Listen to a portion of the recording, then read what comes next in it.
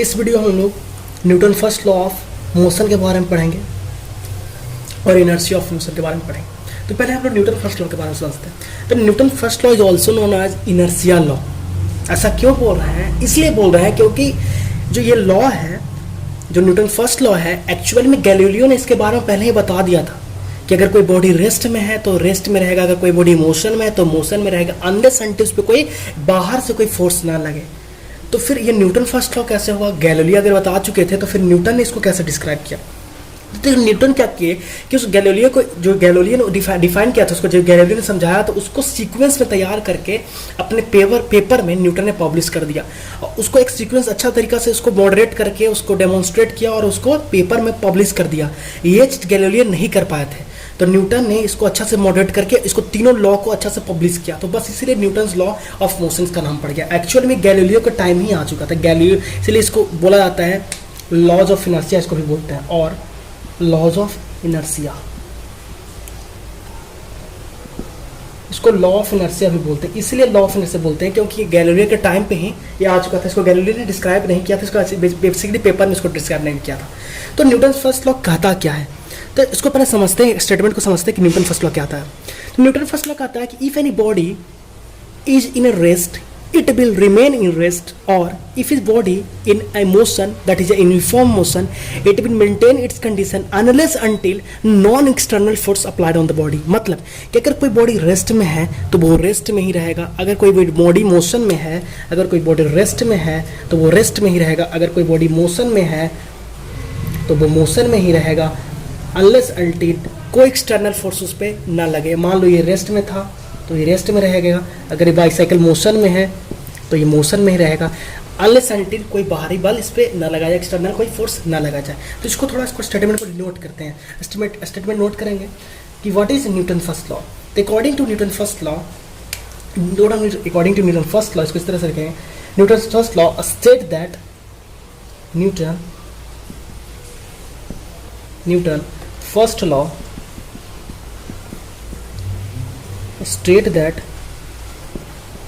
state that if a body is in rest, it will remain in rest, or in uniform or in motion,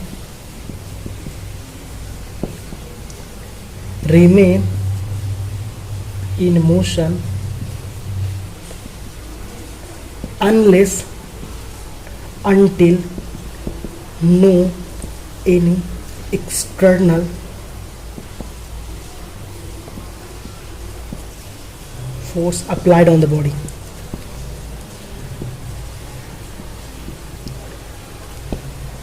मतलब इसको समझो यार क्या बोलता है न्यूटन फर्स्ट लॉ कि अगर कोई बॉडी रेस्ट में है, मान लो कोई बॉडी अगर रेस्ट में है तो ये रेस्ट में रहेगा। अगर मान लो कोई बॉडी मोशन में है, अगर मोशन में मतलब इसके पास एक मोशन इन द सेंस की कांस्टेंट यूनिफॉर्म वेलोसिटी हो, तो ये कांस्टेंट यूनिफॉर्म वेलोसिटी से मूव कर लेते रहेगा जब तक कोई इस पे बाहरी फोर्स, मतलब कोई बाहर से कोई एक्सटर्नल फोर्स ना लगे तब तक।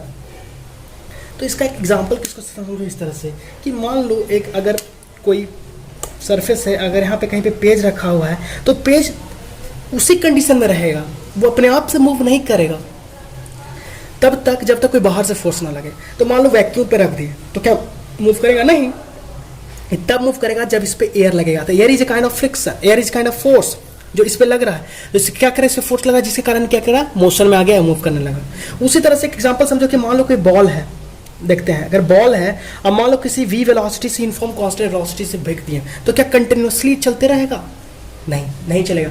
क्यों नहीं चलेगा? अगर इस पे कोई एक्सटर्नल फोर्स नहीं लगता तो चलते रहता है, लेकिन देखो इस पे एक फ्रिक्शन फोर्स भी लग रहा है जो किसको अपोज कर रहा है, एयर लग रहा है जो इसको अपोज कर रहा है, तो अपोजिशन क्रिएट कर रहा है। तो इसके कारण क्या होगा? कंटिन्यूअसली ये मूव नहीं कर सकता है। तो इसलिए कभी कभी दिमाग में कंसेप्ट आता है कि अच्छा ठीक है, according to Newton first law तो ये बताता है कि कोई बॉडी अगर मोशन में है तो मोशन में रहेगा, कोई बॉडी रेस्ट पे है तो रेस्ट पे रहेगा। तो मान लो अगर बॉल है तो बॉल को अगर कांस्टेंट वेलोसिटी से अगर मूव करा दिए तो क्या तो बॉल दिन भर मतलब कंटिन्यूअसली हमेशा चलते रह जाएगा, कभी नहीं रुकेगा?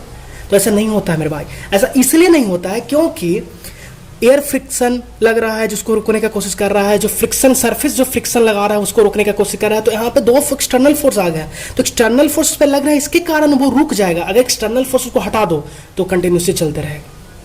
तो ये था न्यूटन फर्स्ट लॉ कि अगर कोई बॉडी रेस्ट में है तो रेस्ट में रहेगा, कोई बॉडी मोशन में है तो यूनिफॉर्म मोशन में रहेगा, तब तक कोई बाहर एक्सटर्नल फोर्स ना लग जाए उस पर। तो इसको देखो समझते हैं इस तरह से। देखो यहाँ तक नोट कर लो, आई होप नोट कर ली होगी, ठीक है। हाँ यूज करते हैं। तो देखो इसको, जैसे देखो इस तरह से बोलना चाह रहे हैं कि जैसे मान लो ये ब्लॉक था, ठीक है, ये ब्लॉक रखा हुआ है सरफेस पे। मान लो कोई ए मास का ब्लॉक है, mkg मास का ब्लॉक है, हमको नहीं पता कितना kg का है। मान लो इनिशियल रेस्ट पे है, तो अगर इनिशियली रेस्ट पे है, अगर इनिशियली रेस्ट पे है तो ये रेस्ट पे रहेगा। लेकिन अगर इस पे कोई हम फोर्स लगाएं तो फोर्स लगाने, फोर्स क्या कहता है, फोर्स क्या करता है, फोर्स क्या करता है, इसके मोशन का स्टेट को चेंज करता है। तो जैसे ही फोर्स लगाओगे तो क्या होगा, इसके मोशन स्टेट को चेंज कर जाएगा। मतलब कि इनिशियली रेस्ट पे था तो रेस्ट पे रहना चाहिए, लेकिन फोर्स क्या किया, इसको मोशन मिला दिया। इसको क्या किया, इसको मोशन मिला दिया। तो चाह नहीं रहा था कि मोशन में आए, लेकिन इसको पे फोर्स लगने के कारण मोशन में आ गया। तो इनिशियली रेस्ट कंडीशन को मेंटेन किया रह गया तब तक जब तक कोई एक्सटर्नल फोर्स ना लगा दी। फॉर एग्जांपल समझो ये पेन है, ठीक है, ये ऐसे है, ये रेस्ट पे है, हम इसको छोड़ दिए तो रेस्ट पे है। लेकिन अगर हम एनी उस पर फोर्स लगाए तो मोशन में आ गया, तो तब तक ये मोशन में नहीं आया जब तक इस पर कोई हम एक्स्ट्रा फोर्स नहीं लगाए। समझ में आया? जब तक इस पे हम कोई एक्स्ट्रा फोर्स नहीं लगाया तब तक ये क्या किया, मोशन में नहीं आया। तो यही बोलता है न्यूटन फर्स्ट लॉ कि अगर कोई बॉडी रेस्ट में है तो रेस्ट में रहेगा, अगर मोशन में है तो मोशन में, unless until no any external force applied on the body. Right, समझ में आया? आई होप यहाँ तक समझ में आ गया होगा। ठीक है, उसके बाद हम इनर्शिया के बारे में पढ़ेंगे, लॉज ऑफ इनर्शिया के बारे में पढ़ेंगे। ठीक, चल यहाँ पे टॉपिक लिख देते हैं इनर्शिया। क्या, इनर्शिया, इनर्शिया। तो इनर्शिया है क्या, इनर्शिया है क्या, तो इसको समझने के पहले मैं समझाऊँ। इनर्शिया है a property by virtue of which a body oppose the change of state in motion. मतलब क्या कि इसको समझो, अगर कोई बॉडी अगर रेस्ट पे है तो वो रेस्ट पे ही रहना चाहेगा, अगर कोई बॉडी मोशन में है तो वो मोशन में ही रहना चाहेगा, अनलेस अनटिल उस पर कोई एक्सटर्नल फोर्स ना लगे। एक्सटर्नल फोर्स का बात हम लोग इसको डिस्कस करेंगे न्यूटन फर्स्ट लॉ में, क्योंकि देखो गैलीलियो ने इनर्शिया का कंसेप्ट दे दिया था, लेकिन न्यूटन ने क्या किया, इसको एक सीक्वेंस में बना करके इसको लॉ में पब्लिश करके एक पेपर में न्यूटन ने पब्लिश किया। तो इनर्शिया तो गैलीलियो के ही दिया गया था, गैलीलियो ने इनर्शिया का डिफाइन कर दिया था, और इनर्शिया के थ्रू न्यूटन फर्स्ट लॉ को भी इसी के थ्रू डिफाइन किया गया, क्योंकि इनर्शिया लॉ ही न्यूटन फर्स्ट लॉ है, इनर्शिया लॉ ही न्यूटन फर्स्ट लॉ है। लेकिन न्यूटन इसको वेल डिफाइंड तरीका से सीक्वेंस में इसको क्या एक्सप्लेन किया विद एग्जांपल और टाइप्स ऑफ इनर्शिया को एक्सप्लेन करके पब्लिश किया पेपर, जिसके ख्याल चलते हम लोग न्यूटन लॉ ऑफ मोशन जानते हैं, न्यूटन लॉ ऑफ मोशन ये सब। ठीक है, पर इनर्शिया गैलीलियो ने ही से दिया था। तो इनर्शिया कहने का अर्थ ये है कि अगर कोई बॉडी रेस्ट पे है तो वो रेस्ट पे ही रहेगा, अगर कोई बॉडी मोशन में है तो वो मोशन में ही रहेगा। तो पहले लिखो, डिफाइन करते हैं इनर्शिया। तो इनर्शिया है क्या, इनर्शिया को पहले लिखते हैं। इनर्शिया है क्या, it is a property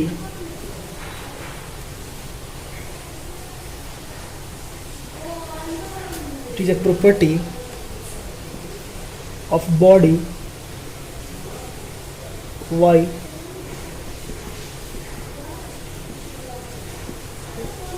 virtue of which opposite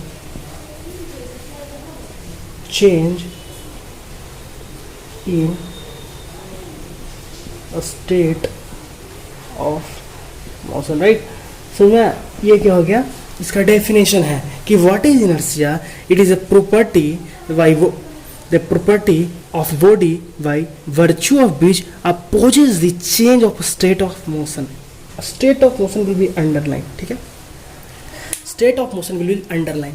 अब देखो स्टेट ऑफ मोशन मतलब कहने का क्या मतलब है, इसका मतलब समझो, जैसे कि इसको समझते हैं। देखो अगर मान लो कोई बॉडी, ठीक, कोई बॉक्स है, ठीक है, कोई बॉक्स है जो कि एक सरफेस पे रखा हुआ है, ठीक, एक बॉक्स है जो सरफेस पे रखा हुआ है। मान लो कि रेस्ट पे है, ये रेस्ट पे है, ठीक है, ये बॉक्स जो है रेस्ट पे है, इस पर कोई फोर्स नहीं लग रहा है। तो ये बॉडी जो रेस्ट पे है ना, ये रेस्ट के कंडीशन में ही रहना चाहेगा, ये नहीं चाहेगा कि ये मूव करने लगे, ये नहीं चाहेगा कि इस पर कोई फोर्स लगाए, या ये नहीं चाहेगा कि मोशन में आ जाए। नहीं, अगर इनिशियली रेस्ट पे है तो इनिशियल रेस्ट पे ही रहेगा। अगर कोई बॉडी, मान लो ये बॉक्स है और इस पे हम कोई एफ फोर्स लगाए, force is the application which change the motion, right. Force जब लगाते हैं तो उसका मोशन चेंज हो जाता है। तो जैसे ही फोर्स लगाए तो मान लो ये किसी मोशन में आ गया यार, ये मूव कर रहा है, ठीक है, ये मोशन में और ये मूव कर रहा था, ठीक है, मूव करने लगा। तो अगर मोशन में है तो ये मोशन में ही रहना चाहेगा, नहीं चाहेगा कि इस रेस्ट में आए, क्योंकि ये इनर्शिया उस बॉडी का प्रॉपर्टी है। क्या है? It is a property of body by virtue of it opposes is change in state of motion. मतलब अगर रेस्ट में तो रेस्ट में, मोशन में तो मोशन में, वो अपने स्टेट को चेंज नहीं करना चाहे, ठीक है। तो इनर्शिया भी तीन तरह का होता है, एक होता है इनर्शिया ऑफ रेस्ट, एक होता है इनर्शिया ऑफ मोशन, एक होता है इनर्शिया ऑफ डायरेक्शन। तीनों को थोड़ा थोड़ा डिटेल में हम समझते हैं कि inertia of rest, inertia of motion and inertia of direction है क्या, राइट। तो चलो यहाँ तक इसको हम इरेज करते हैं, यहाँ तक तो समझ में आ गया होगा, कोई दिक्कत नहीं है, ठीक है। अब इनर्शिया ऑफ रेस्ट को समझने से पहले कुछ इनर्शिया के बारे में और समझते हैं। क्या इनर्शिया के बारे में समझते हैं? जैसे देखो, मास मिसकंसेप्शन बहुत होता है दिमाग में कि मास ही इनर्शिया है, लेकिन ऐसा कभी मत सोचना, मास इनर्शिया नहीं होता। मास इज नॉट इनर्शिया, यहाँ पे लिख देते हैं, mass is not inertia. Mass है तो क्या, तो क्या है mass? Mass is a measure of inertia. Mass क्या है? मेजर ऑफ इनर्शिया है। Mass is measure of inertia. Mass क्या है? मेजर ऑफ इनर्शिया है। मास इनर्शिया नहीं है, बल्कि मास मेजर ऑफ इनर्शिया, ठीक है। और ऐसे इसको एग्जांपल के थ्रू समझाते हैं। जैसे मान लो यहाँ पे कोई बॉक्स है, ठीक, रखा हुआ है, जो कि 50 kg का है, और यहाँ पे एक और बॉक्स है जो कि 20 kg का है। दोनों पे हम ये फोर्स लगाएं, एफ पे F1 फोर्स लगाएं, एफ पे F2 फोर्स लगाएं। बताओ किस पे ज़्यादा फोर्स लगाना पड़ेगा इसको मूव करने के लिए? सोच के बताना, किस पे ज़्यादा फोर्स लगाना पड़ेगा इसको मोशन में लाने के लिए? क्योंकि इनिशियली मान लो ये रेस्ट पे है, इनिशियली दोनों बॉडी रेस्ट पे है, मान क्या लो इनिशियली दोनों बॉडी रेस्ट पे है, मतलब कि किस पे ज़्यादा फोर्स लगाना पड़ेगा कि ये मोशन में आ जाए? I am asking that F2 is greater than F1 और F1 is greater than F2। तो सही बात है, F1 ग्रेटर देन F2 से होगा। क्यों? कि F1 के पास 50 kg वेट है, ज़्यादा मास है, तो अगर मास ज़्यादा है तो उस पर फोर्स ज़्यादा लगाना पड़ेगा उसको मूव करने के लिए। तो इससे एक कंसेप्ट और आता है कि मास पे डिपेंड करता है इनर्शिया। मतलब जितना ज़्यादा मास होगा उतना ज़्यादा इनर्शिया होगा, मतलब उतना ज़्यादा उस बॉडी के पास अपोजिशन क्रिएट करने के लिए टेंडेंसी होगा, मतलब उस पर जोर उतना ज़्यादा फोर्स लगाना पड़ेगा। मतलब जितना ज़्यादा मास होगा उतना ज़्यादा फोर्स लगाना पड़ेगा और उतना ही ज़्यादा इनर्शिया होगा। यहाँ से समझ में आया? Mass is directly proportional to inertia, that mass depend on inertia, that inertia depend on mass, right. Inertia depend on mass, मतलब जितना ज़्यादा मास होगा उतना ज़्यादा इनर्शिया होगा, मतलब उतना ज़्यादा अपोजिशन क्रिएट करेगा मोशन में आने के लिए या स्टेट ऑफ चेंज करने के लिए। किसमें? स्टेट ऑफ मोशन को चेंज करने में। मतलब अगर रेस्ट में है तो रेस्ट में ही रहेगा, अगर मोशन में है तो मोशन में ही रहेगा। तो ये सब था कॉन्सेप्ट इनर्शिया के बारे में। अब इनर्शिया तीन तरह का बताया था कि इनर्शिया ऑफ रेस्ट है, इनर्शिया ऑफ मोशन है, इनर्शिया ऑफ डायरेक्शन है। अब इसको थोड़ा डिटेलिंग में पढ़ते हैं, ठीक है। तो यहाँ तक हम इरेज करते हैं, ठीक है। Now types of inertia. तो पहला इनर टाइप है इनर्शिया का, first inertia of rest. Inertia of rest. तो इनर्शिया ऑफ रेस्ट क्या है? इसको एक एग्जांपल के थ्रू हम समझना चाहेंगे। जैसे मान लो कि अगर कोई बॉडी है, या मान लो एक कार है, ठीक है, ये एक कार है, ठीक, ये कार है, ठीक है, जो कि इनिशियली रेस्ट पे था। ये कार है और इनिशियली कार रेस्ट पे था, मान लो कोई आदमी इसके अंदर बैठा हुआ था, मान लो कि इसके अंदर आदमी एक बैठा हुआ था, तो इसका जो लोअर पार्ट है बॉडी के साथ कनेक्ट है, तो ये क्या है? रेस्ट पे रहेगा, ठीक है। लेकिन सडनली मान लो कुछ समय के बाद ना ये गाड़ी आगे बढ़ा वी वेलोसिटी के साथ, तो इसका जो लोअर पार्ट था ना बॉडी के साथ कनेक्ट था, ये लोअर पार्ट इसका बॉडी के साथ कनेक्ट था, तो ये वेलोसिटी v का अटेंड करके मोशन में आ गया। लेकिन इसका जो अपर पार्ट था, जिसका अपर पार्ट था, वो क्या किया? वो उसी कंडीशन में रहना चाहता, रेस्ट के कंडीशन में रहना चाहता, लेकिन लोअर पार्ट सडनली मोशन में आ गया। लोअर पार्ट जैसे वी वेलोसिटी के साथ मोशन में आ गया, तो अपर पार्ट का टेंडेंसी क्या हो? रेस्ट में रहना।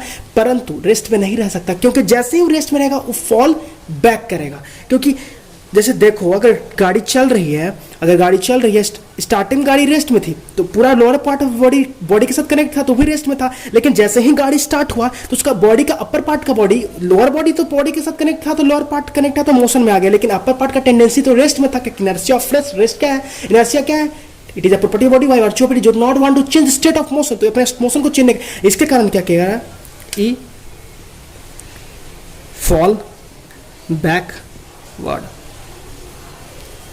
पीछे की ओर वो गिरेगा। क्या करेगा? पीछे की ओर गिरेगा। तो एक एग्जांपल है इनर्शिया ऑफ रेस्ट का, इसको इस तरह से समझते हैं। ठीक है, अब इसको डिफाइन करते हैं कि इनर्शिया ऑफ रेस्ट है क्या, डेफिनेशन लिखते हैं। ठीक है, अब इसको यहाँ तक हो गया होगा, समझ में आ गया हो?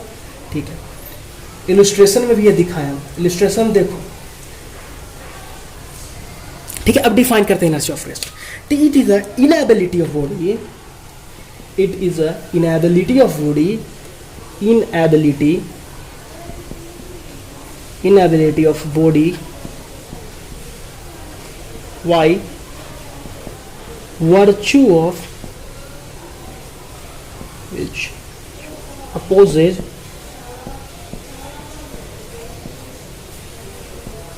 change in state of rest. मतलब कोई अगर बॉडी रेस्ट पे है तो वो रेस्ट में रहेगा, अगर कोई बॉडी रेस्ट पे है तो रेस्ट में रहेगा। इस प्रॉपर्टी को, इस इनएबिलिटी ऑफ बॉडी को हम करते हैं इनर्शिया ऑफ रेस्ट। इस प्रॉपर्टी ऑफ बॉडी को हम बोलते हैं इनर्शिया ऑफ रेस्ट, जो कि इस inability of body of virtue of बीच changes in state of motion, oppose to change in state of motion, oppose creation, oppose करेगा change in state of motion. तो ये हो गया inertia of rest. Inertia of rest का बहुत सारा example है। इनर्शिया ऑफ रेस्ट का एग्जांपल जैसे कि एनसीईआरटी के हिसाब से देखो, मान लो कि कोई एक ये एनसीईआरटी में एग्जांपल दिया हुआ है। जैसे देखो, एक मान लो कि कोई भी है, ग्लास है, कोई भी ग्लास है और इस पे मान लो एक सीट रखा हुआ है, सीट पे मान लो कॉइन रखा हुआ है। तुम जैसे किक करोगे ना कॉइन को, तो क्या होगा ना, जैसे ही तुम कॉइन को नहीं, जैसे ही तुम इसको किक करोगे, इस कार्डबोर्ड को किक करोगे तो कार्डबोर्ड स्लाइड हो जाएगा। अब कार्डबोर्ड स्लाइड होने के बाद रिजल्टेंट क्या होगा, मतलब इसके बाद क्या होगा कि जो कॉइन है ना, ये कॉइन इसके अंदर गिर जाएगा, कॉइन है ना इसके अंदर गिर जाएगा। ये स्लाइड करके ये जो कार्डबोर्ड है, ये कार्डबोर्ड है वो इधर गिर जाएगा और ये कॉइन अंदर चल जाएगा। तो किसका एग्जांपल है? एनसीईआरटी में एग्जांपल दे लिया हुआ है, एनसीईआरटी में एग्जांपल दिया हुआ है। ठीक है, एनसीईआरटी में एग्जांपल दिया है, जो जहाँ पे इलस्ट्रेशन में दिखाते हैं, जो यहाँ पे दिखा रहे हैं। ठीक है, वो एनसीईआरटी में एग्जांपल था कि अगर जैसे किक करोगे तो क्या हो जाएगा, तो इनर्शिया ऑफ रेस्ट के कारण होता है। एक और बहुत बढ़िया एग्जांपल इनर्शिया ऑफ रेस्ट का, इनर्शिया ऑफ रेस्ट का देखो एक एग्जांपल बताते हैं। मान लो कि मान लो एक पेड़ है, ठीक है, ये मान लो कोई पेड़ है, ठीक है, ये पेड़ है, ठीक, और उस पर मान लो कोई फल है, एप्पल है, तो तुम गए नहीं हो, तुम पेड़ पे फोर्स लगाया और पेड़ पे फोर्स लगा करके तुम क्या किए, इसको हिला दिए, उसके पेड़ हिलने लगा, सेक करने लगा। तो देखो ये जो पार्ट है ना, ये रेस्ट पे रहेगा, लेकिन जो ये पार्ट है इसके साथ मोशन में आ गया, तो ये तो रेस्ट में रहना चाहेगा, लेकिन इसके कारण क्या, रेस्ट में रहना चाहेगा, तो लेकिन इमोशन में आ गया, तो क्या हुआ, सेक हुआ दोनों में। तो दोनों में क्या हुआ, एक टेंशन प्रोड्यूस हो गया, जिसके कारण फाइनली ब्रेक कर गया और एप्पल सरफेस पे फॉल डाउन कर गया। तो ये भी एक बेस्ट एग्जांपल है इनर्शिया ऑफ रेस्ट का। क्या है, इनर्शिया ऑफ रेस्ट का एग्जांपल। ठीक है, समझ में आ गया होगा। ठीक है, नेक्स्ट बात करेंगे हम इनर्शिया ऑफ मोशन के बारे में। तो इसको इरेज करते हैं, अब इरेज करके बात करेंगे इनर्शिया ऑफ मोशन के बारे में। इनर्शिया ऑफ मोशन क्या है? तो इनर्शिया ऑफ मोशन क्या है कि अगर कोई बॉडी मोशन में है तो मोशन में ही रहना चाहेगा, वो अपने स्टेट को नहीं चेंज करना चाहेगा। इनर्शिया चाहता ही क्या है कि अपने मोशन को चेंज ना करे, जो स्टेट ऑफ मोशन है उसी स्टेट ऑफ मोशन में रहेगा। रेस्ट में है तो रेस्ट में रहना चाहता है, अगर मोशन में तो मोशन में रहना चाहेगा। तो इनर्शिया ऑफ मोशन क्या है, इसको देखो यहाँ पे लिखेंगे। नेक्स्ट है इनर्शिया ऑफ मोशन से क्या, इनर्शिया ऑफ मोशन क्या है? इट इज अ इनएबिलिटी, लिखेंगे इट इज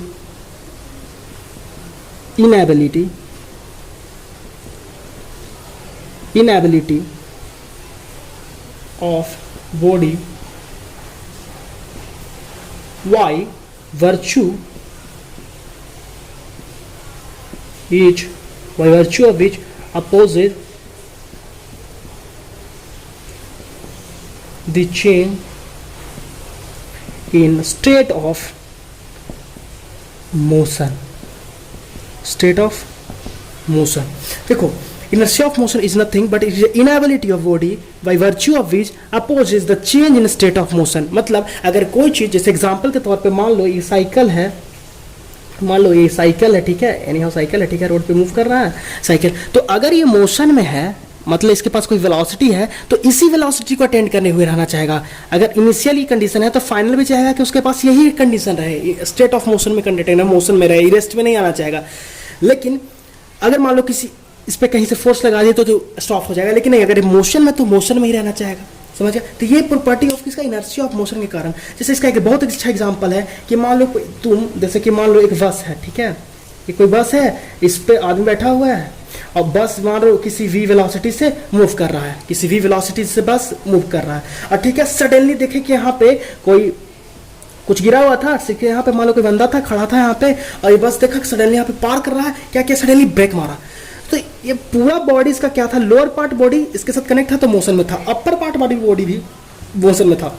लेकिन ब्रेक लगने के कारण क्या हुआ कि लोअर पार्ट रेस्ट में आ गया, जिससे बॉडी से कनेक्ट था, गाड़ी से, बस से, लोअर पार्ट से, परंतु जो अपर पार्ट है वो तो उसी कंडीशन को मेंटेन किए रहना चाहेगा, क्योंकि इनर्शिया ऑफ मोशन के कारण वो तो नहीं चाहेगा कि रेस्ट में आए, जिसके कारण क्या होता है, जो अंदर बस बैठा हुआ रहता है फॉल बैक करता है। क्या होता है, फॉल बैक करता है। तो ये एग्जाम्पल हो गया इनर्शिया ऑफ मोशन का, समझ में आया? ठीक है, इनर्शिया ऑफ फॉल बैकवर्ड नहीं, फॉरवर्ड करेगा। और बहुत सारे एग्जाम्पल है, लेकिन ये बेस्ट एग्जाम्पल है समझने के लिए कि इनर्शिया इसमें क्या होता है, फॉल, इसमें फॉल फॉरवर्ड क्या करता है, फॉल करता है, फॉरवर्ड फॉल करता है, आगे की ओर झुक जाता है। ठीक है, इरेज करें यहाँ पे। नेक्स्ट है थर्ड, इनर्शिया ऑफ डायरेक्शन। तो इनर्शिया ऑफ डायरेक्शन क्या है उसको भी समझते हैं। ठीक है, इनर्शिया ऑफ डायरेक्शन, राइट, उसको इरेज कर देते हैं यहाँ तक, और फिर इनर्शिया ऑफ डायरेक्शन को थोड़ा सा समझते हैं। आई होप समझ में आ रहा होगा। इनर्शिया ऑफ डायरेक्शन को समझते हैं। देखो इनर्शिया ऑफ डायरेक्शन क्या है, इनर्शिया ऑफ डायरेक्शन। पहले डेफिनेशन लिखते हैं। डेफिनेशन क्या है इसका, it is a inability, it is a inability